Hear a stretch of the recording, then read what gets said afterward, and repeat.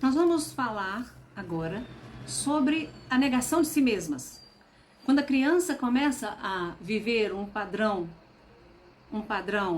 de convivência familiar em que ela se sente negligenciada, em que ela se sente pouco olhada, ela pode desenvolver um autoconceito negativo e o comportamento ser moldado a partir dessa autoimagem, certo? São códigos gerados pelas crenças que a criança tem. As torturas físicas e psicológicas que a criança vive em sua vida pode acarretar na formação de transtornos, certo? O transtorno bipolar, por exemplo, além de ser uma questão que é genética também, né? Quem é filho de um homem bipolar ou mulher bipolar pode desenvolver bipolaridade, embora eu ache que a bipolaridade pode ocorrer mais pela tensão familiar, pelo clima familiar que a pessoa vive, onde a pessoa vive, e que está sempre provocando estímulos aversivos que desencadeiam descargas de adrenalina, noradrenalina, cortisol, que vão fazer a pessoa entrar naquele estado de luta ou fuga. O que é isso? Homem das cavernas.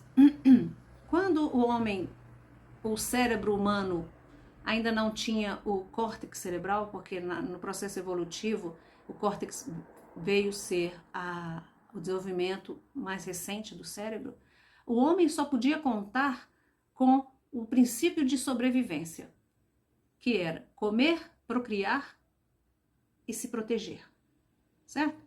Estava envolvido também as necessidades fisiológicas e tal. O que manteve o homem vivo foi justamente a suprarrenal, a adrenalina, o cortisol. Por quê?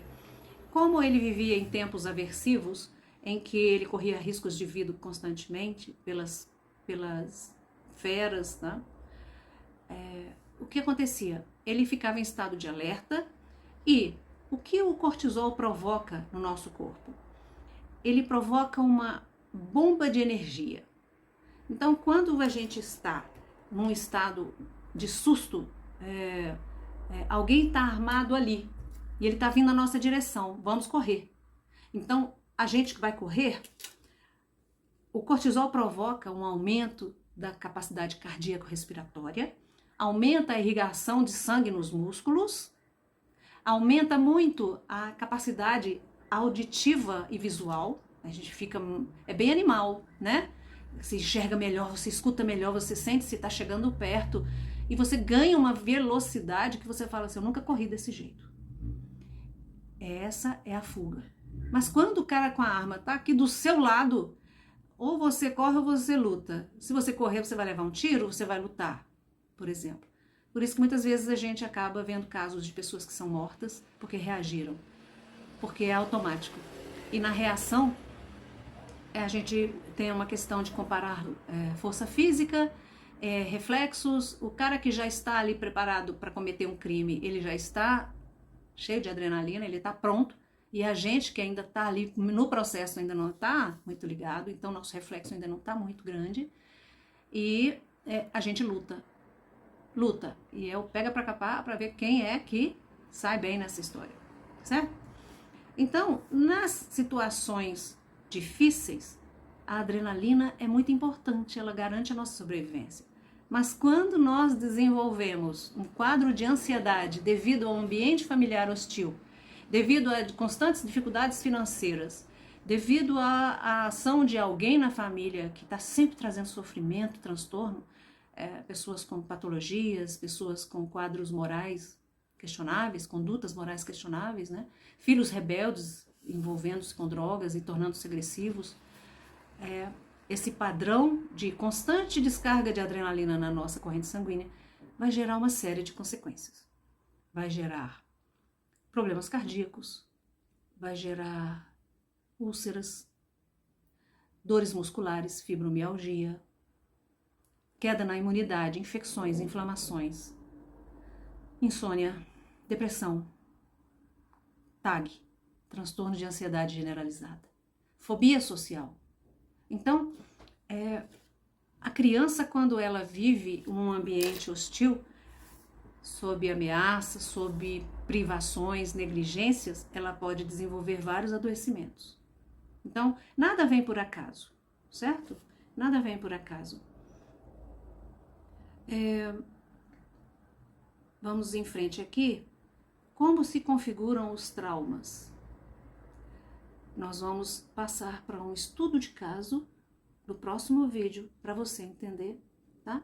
Como se configuram os traumas e por que eles ficam repercutindo na nossa vida, até o momento que a gente olha para ele e trata, certo?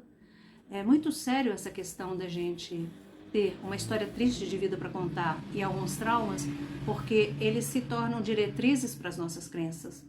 E na questão da adrenalina, que é um movimento de defesa, nós desenvolvemos esse transtorno porque a gente está sempre em alerta, esperando ameaças, certo?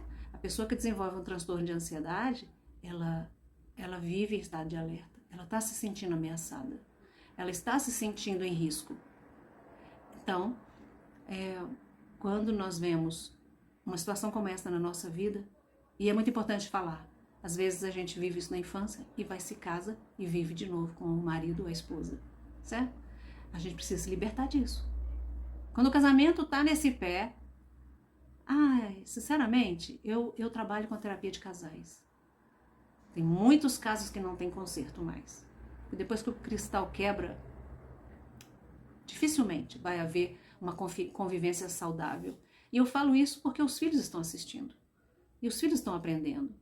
E as crenças limitantes podem surgir daí. O amor não existe, homens não respeitam mulheres, mulheres exploram homens, no amor pode se bater, pode se viver entre tapas, beijos e xingamentos, né?